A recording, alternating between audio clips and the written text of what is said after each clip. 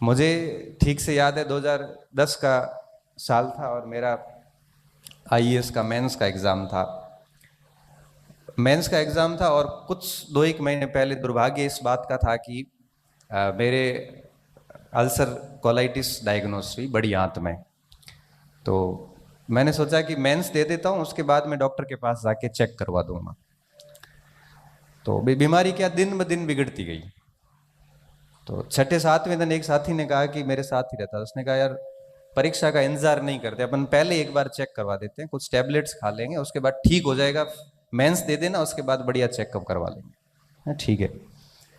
हम हॉस्पिटल गए तो डॉक्टर ने कहा कि पूरी चेकअप वेकअप किए, 10 से 5-7 दिन बाद सारी रिपोर्ट्स आई।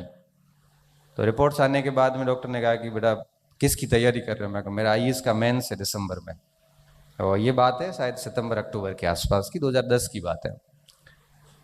तो डॉक्टर साहब ने कहा कि फिर काफ़ी देर तक तो कुछ बोले नहीं, क्योंकि डॉक्टर भी यंग था।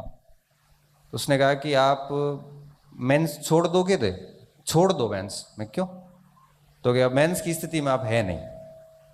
मुझे कुछ समझ भी नहीं आया एक दिन में, होगा हुआ क्या।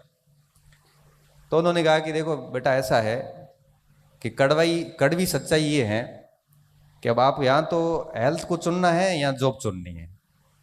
ये बीमारी अब आपके जीवन भर रहने वाली है, मरते दम तक खत्म होने वाली नहीं है, और इस बीमारी के साथ आप प्रशासन की नौकरी नहीं कर पाओगे। तो बेहतर ये है कि मैं आपको सुझाव दे रहा हूं कि अभी से आप इस फील्ड से दूर होकर अपना कोई दूसरा ऑप्शन चुनिए। इतना जब उस डॉक्टर ने बात करी तो ये व्यक्ति कोई स्वीकार नहीं कर सकता कि जब फर्स्ट अटेम्प्ट में आईएएस का मेंस दे रहा हो, दिल्ली बैठा हो और अपने पूरे ड्रीम को लेके डेस्परेटली सोच रहा है कि कुछ ही महीनों में मसूरी में होंगे। मसूरी आईएएस का ट्रेनिंग सेंटर है और पीछे की 6-7 साल की एक मेहनत थी कि भाई जाना ही है, मतलब जाना है, बात खत्म। मुझे नहीं मतलब कि हिंदी मीडियम में कितने सिलेक्शन होते हैं, इकोनॉमिक्स ऑप्शनल और हिस्ट्री ऑप्शनल के साथ में क्या होता है, मुझे नहीं मतलब। लेकिन मुझे मेरी तैयारी पे इतना भरोसा था कि भाई कुछ न कुछ डेफिनेटली होगा और ठीक होगा। लेकिन जब एंड टाइम पे जब ये सुनने को मिला तो उसके बाद मैं बहुत निराश हो गया। निराश का मतलब ये था कि अंदर से टूट सा गया, जैसे हिम्मत कुछ रही नहीं।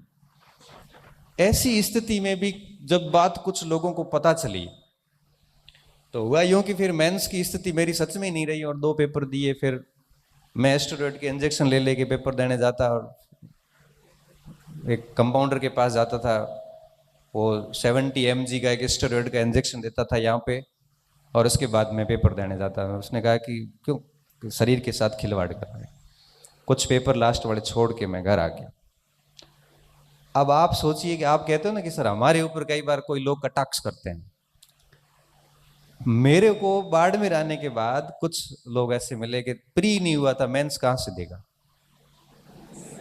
आप सोचिए कितनी असंवेदनशील बात है कि व्यक्ति किस स्थिति से जूझ रहा है।